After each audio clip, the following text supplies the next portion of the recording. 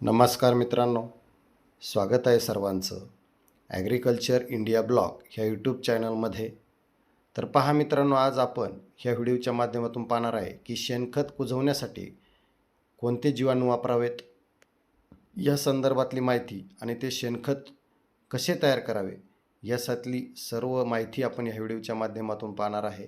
तर काय होतं मित्रांनो, शेतीमधील शेणखत टाकण्याआधी त्याची कुजवण्याची प्रक्रिया कशा पद्धतीने करावी आणि अर्धवट कुजलेले शेणखत जर आपण आपल्या शेतामध्ये टाकले तर त्याचे दुष्परिणाम कोणकोणते होतात, त्याचा बरोबर शेणखताचा योग्य वापर कसा करावा व शेणखत कुजवण्यासाठी नवीन पद्धत, शेणखत वापरण्यासाठी योग्य वेळ, याबद्दल सविस्तर माहिती आपण ह्या व्हिडिओच्या माध्यमातून पाहणार आहे.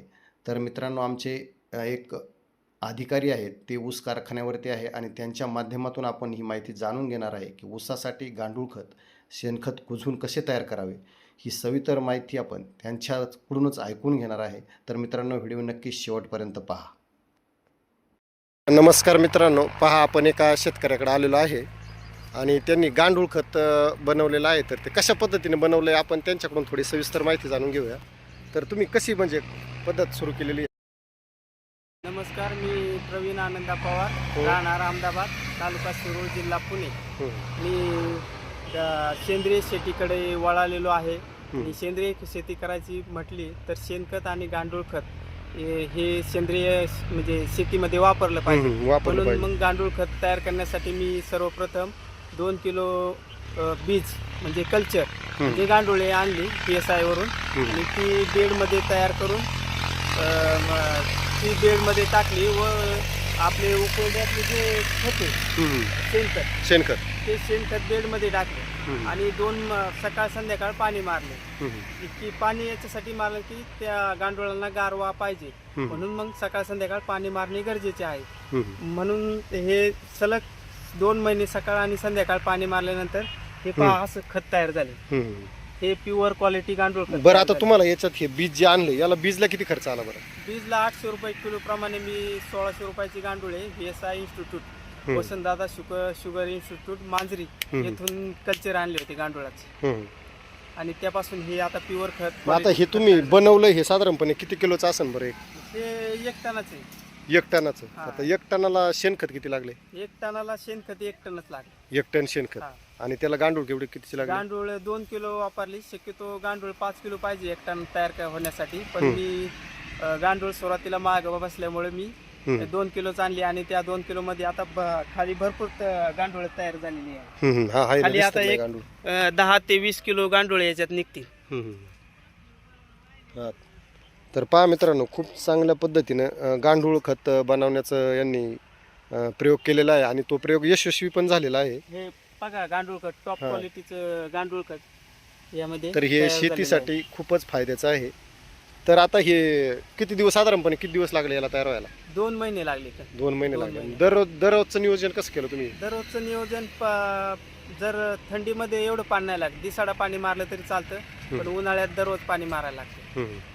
की पाणी यासाठी की त्यांना गारवा म्हणजे मॉइश्चर मेंटेन झालं पाहिजे त्या खतामध्ये. बरं, आता ह्या खताचा आपण वापर कशासाठी करू शकतो, म्हणजे कोणत्या कोणत्या पिकांना करू शकतो? सर्व पिकांना हे चालतं, फक्त पूर्व मशागतीच्या आधी हे वापरणे गरजेचे आहे. आणि जर हे वावरामध्ये टाकलं तर मातीमध्ये ओलसरपणा पाहिजे, मग ते चालून जातं गांडूळ खत. तर आता हे पिकांना टाकायला समजा आपण आता हे म्हणजे पिकाची लागवड केल्याच्या नंतर कधी टाकावं लागतं? बरे, पिकाची लागवड केल्यानंतर 15 दिवसात टाकलं तरी चालतं किंवा पूर्व मशागत करून टाकलं तरी चालतं. साधारणपणे आपल्याला याचं किती प्रमाण वापरायला पाहिजे? बरं, एक अंदाज आहे काय तुम्हाला? अंदाज एकराला 2 ते 3 टन गांडूळ खत वापरणे गरजेचे आहे सुरुवातीला. कारण आता रासायनिक खताचा भरपूर वापर झालेला आहे. रासायनिक खतामुळे जमीन कडक झाली, नापीक आणि त्यातले सगळे सूक्ष्मजीव मरून गेलेले आहेत. मग हे सूक्ष्मजीव म्हणजेच गांडूळ खत. गांडूळ खत अदर बॅक्टेरिया असेल काय असेल जे शेतीशी निगडीत आहेत ते याच्यामध्ये असतं आणि याच्यात मायक्रोन्यूट्रिएंट भरपूर प्रमाणात आहे. तर आपण हे कोणत्याही पिकाला वापरू शकतो, काहीच अडचण नाही. पण साधारणपणे आता तुम्हाला हे तुम्ही एवढं तयार केलं, तुमचं दर दिवसचं तुम्ही शेड्यूल याला सांगितलेलं आहे की नाही? तर आता हे आपण नाही ना ह्या कोणत्याही पिकाला वापरू शकतो. दुसरी गोष्ट तुम्हाला सांगतो, याच्यामध्ये जी सुपीकता आहे जमिनीला ती चांगल्या प्रकारची भेटणार आहे. ऑर्गॅनिक कार्बन हा, जो म्हणतात हा, तो हा. आपल्या रासायनिक खतामुळे जे कमी झालेला आहे 0.1% आलेला आहे तो 1.5% पाहिजे हम्म. पण आता आपल्या सततचा रासायनिक वापरामुळं तो 0.1% आलेला आहे हम्म. आणि ते 1% चालत नाही शेतीला हम्म. म्हणून मग हे गांडूळ खत वापरणे आता गरजेचे आहे. हम्म. पण आता समजा हे समजा ऊसाला कधी हे ऊसाला चालतं ऊसाला फोडायच्या टायमाला टाकलं जर तर समजा आपण ऊसाची सरी फोडली हा सरी फोडायच्या टायमाला जर हे वापरलं तर त्याचा तरी फायदा होऊ शकतो. अतिउत्तम अतिउत्तम. तर मग याला ऊसाला याच्यापासून काय फायदा होईल बरं? ऊसाला हे मायक्रोन्युट्रिएंट भेटतं, हम्म. NPK भेटतं हं. आणि ऑर्गॅनिक कार्बन मोठ्या प्रमाणात वाढतो. हं. त्यामुळं आणि हे गांडुळाचं हे जे खत आहे हम्म. याच्यामध्ये अंडी असते गांडुळाची. हम्म. त्या अंड्याच्या मधून गांडूळ तयार होतात. हा म्हणजे जमिनीत आपण टाकल्याच्या नंतर सुद्धा तिथं सुद्धा गांडूळ तयार होतं हं. आणि गांडूळ तयार झाल्यामुळं जमीन भुसभुशीत होणार. भुसभुशीत होते. म्हणजे जी ऊसाची मुळी वगैरे आहे हा, ती ती चालायला जोमात वाढते. हा ती चालव आणि त्याचा फायदा. गांडूळ खालीवर 1-1.5 फुटापर्यंत खालीवर करत राहतात, बिळ पाडत राहतात सारखे जमिनीला.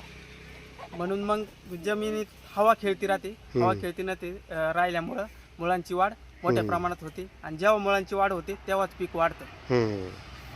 तर पहा मित्रांनो, गांडूळ खत हे एकदम साध्या आणि सोप्या पद्धतीने कसं बनवायचं ह्या दादांनी आपल्याला सांगितलेलं आहे. तर या व्हिडिओचा प्रत्येक शेतकऱ्याला खूप असा चांगला फायदा होणार आहे. तर हे खत आपण कोणत्याही याला वापरू शकतो. तर खूप खूप धन्यवाद, तुम्ही खूप चांगली सुंदर माहिती दिल्याबद्दल. चालेल थँक्यू, आभारी आहे.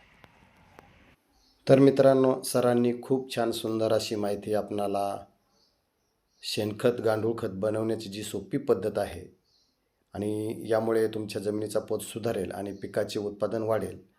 तुम्हाला ही माहिती कशी वाटली कमेंट करून नक्कीच सांगायचं आहे आणि व्हिडिओ आवडला असेल तर लाईक करा, कमेंट करा आणि आपल्या इतर मित्रमंडळींना व्हिडिओ शेअर करा आणि माझा व्हिडिओ आपण शेवटपर्यंत पाहिल्याबद्दल खूप खूप धन्यवाद.